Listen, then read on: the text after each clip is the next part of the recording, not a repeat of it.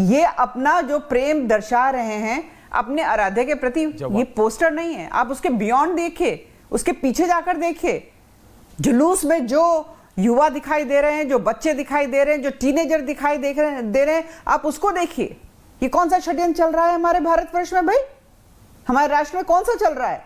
और ऐसे राजनीतिक दल जो तुष्टीकरण की राजनीति करने के लिए हलाल हिंदू बनकर बैठ जाते हैं या उनका साथ देते हैं, उनको सोचना पड़ेगा कि एक बार तो भारत के टुकड़े जो हैं कांग्रेस की वजह से 1947 में हो गए थे, क्या भारत के टुकड़े फिर से करवाने के लिए उतारू हैं भाई? क्या मतलब है कि भारत जैसे राष्ट्र में आप आई लव मोहम्मद के पोस्टर लेकर चल रहे हैं और उसी के रिएक्शन में आई लव महाकाल? क्यों भाई? इसमें विपक्ष, अगर मेरे जैसा आपने कहा कि अगर मैं अपने आराध्य को प्रेम करती हूं तो उसको बैनर और पोस्टर में चिपकाऊंगी क्या? यह एक नया ट्रेंड चल गया है, I love my father, I love my mother, और फिर सोशल मीडिया पे डाल दो। पर सोशल मीडिया पे नहीं, सोशल मीडिया के साथ साथ यहाँ सड़क पे भी उतरा जा रहा है। तो बहुत बड़ी कॉन्स्पिरेसी है, लद्दाख से लेकर अगर मैं कहूं केरला तक, और उधर पश्चिम से लेकर पूरब तक, हर जगह ये कॉन्स्पिरेसी चल रही है। भारत के टुकड़े टुकड़े करने के लिए उतारू हैं, क्योंकि इन लोगों को पता है कि सत्ता में ये आ नहीं सकते हैं। आप सोचते हो कि यहाँ पे मेजॉरिटी पॉपुलेशन हिंदू रहती है इस राष्ट्र में, हम तय करते हैं कि यहां पर क्या होगा? हिंदू तय नहीं करता है, ये एक धर्म के लोग तय करते हैं, क्योंकि यहां पे 99% पॉलिटिकल पार्टीज जो हैं उनके साथ खड़ी हुई हैं। हिंदू कहां चला जाए भाई? यहां पे इस्लामिक नेशन बोलते हैं हम नाचो की तरह एक ऑर्गेनाइजेशन बनाएंगे, हिंदू कहां जाए?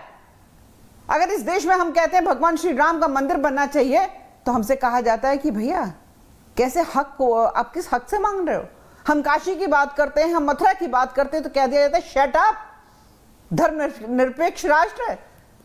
पूरे विश्व में अपने आप में अनोखा उदाहरण है। आज हम बैठकर बात कर रहे हैं I love Mohammad versus I love Mahakal. मैं तो कहती हूं बिल्कुल नहीं लिखना चाहिए आई लव महाकाल, क्योंकि इस राष्ट्र के चप्पे चप्पे, बूटे बूटे, पत्ती पत्ती, कण कण में महादेव विराजमान है, महाशक्ति विराजमान है।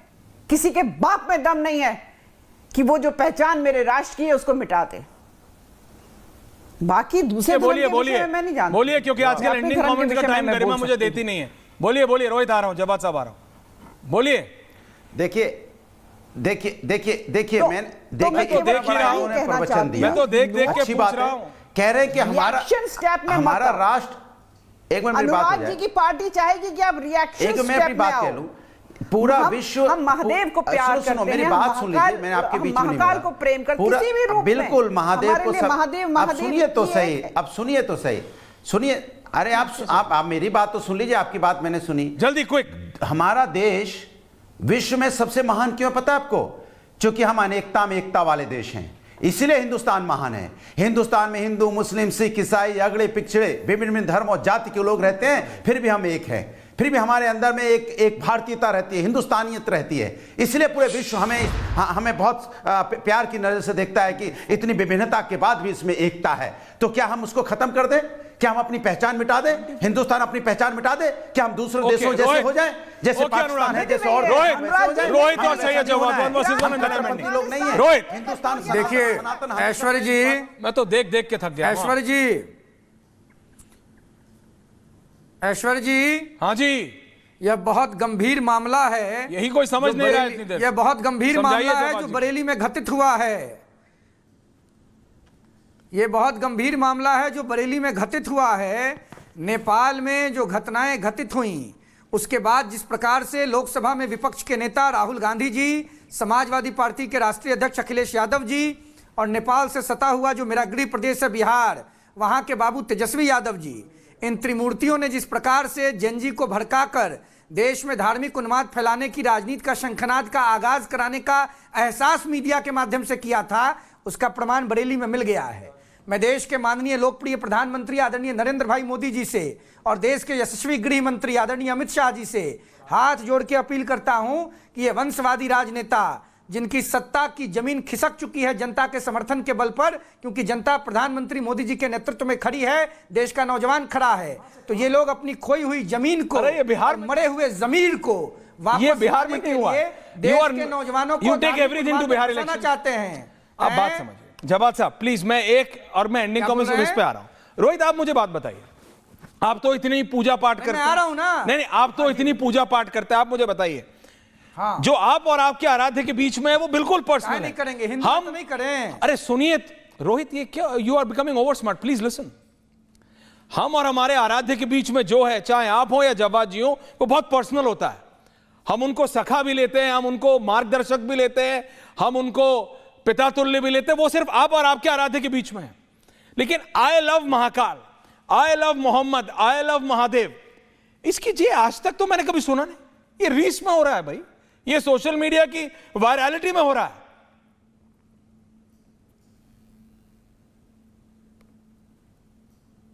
बोलिए रोहित जी, क्या हुआ? ऐसा है कि अभी इलाहाबाद हाईकोर्ट के माननीय न्यायमूर्ति जी दिवाकर जी का एक जजमेंट आया है 19 सितंबर 2025 को। हाँ। आपको मालूम है प्रवीण क्षेत्री versus state of Uttar Pradesh के मामले में, जिसमें जाति सूचक शब्दों का इस्तेमाल न करने और जातीय रैली और बाकी चीजों पर रोक लगने की बात आई है। उसी प्रकार जिस प्रकार से धर्म का उन्माद फैलाने का प्रयास विपक्ष के द्वारा किया जा रहा है, इसको रोकने के लिए कानून लाना होगा। हिंदू और मुसलमान को जलाकर समाजवादी पार्टी, कांग्रेस, राष्ट्रीय जनता दल अपनी खोई हुई सत्ता नहीं प्राप्त कर सकती है। सवाल का जवाब नहीं देश देते। प्रधानमंत्री जी के साथ है। रोहित ठीक है, अभी आज इसका टाइम नहीं। जबा जी मुझे बात बताइए, I love Mohammad, I love Mahakal, मैं कह रहा हूं ये वो संस्कृति है दोनों जो 14 फरवरी पे को दिल का निशान लेके मारे तो क्या होता है, लाठी निकाल निकाल के मारते हैं। और ये अपने आराध्य के साथ लव का पोस्टर कहीं गाड़ी की सीट पे चिपक रहा है, कहीं हेलमेट पे चिपक रहा है, कोई पर्चा लेके चल रहा है, इधर भी हो उधर भी हो, ये क्या हो रहा है जब्बा जी? जी बहुत बहुत धन्यवाद सभी को, मेरा जय हिंद जय संविधान। वो है ना कि मजहब नहीं सिखाता आपस में बैर रखना, हिंदी है हम वतन है हिंदोसिता हमारा। आई लव महादेव वाले भी हमारे हैं और आई लव मोहम्मद वाले भी हमारे हैं। रशीदी जी को समझाओ। जब सरकारें निकम्मी हो जाती हैं, निठल्ली हो जाती हैं और नाकारा आदमियों के हाथ में चली आती हैं, तो इसी तरीके के दृश्य देखने को मिलते हैं।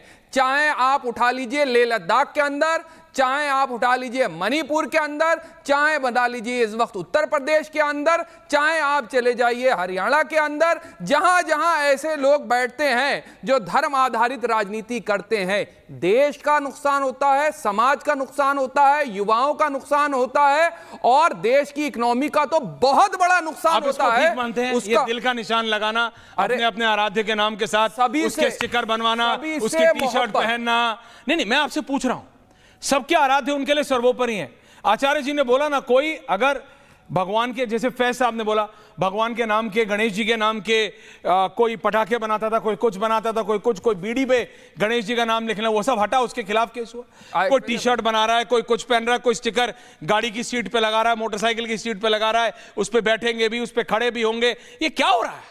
देखिए मैंने दो बातें आपके सामने रखी, 3 रख लो लेकिन पॉइंट पे तो आओ। मैं पॉइंट पे सिर्फ ये कह रहा हूं आपके सामने, जो प्रशासनिक चूक और जो शासनिक चूक हुई है उसकी जिम्मेदारी जो है वो सरकारों की है।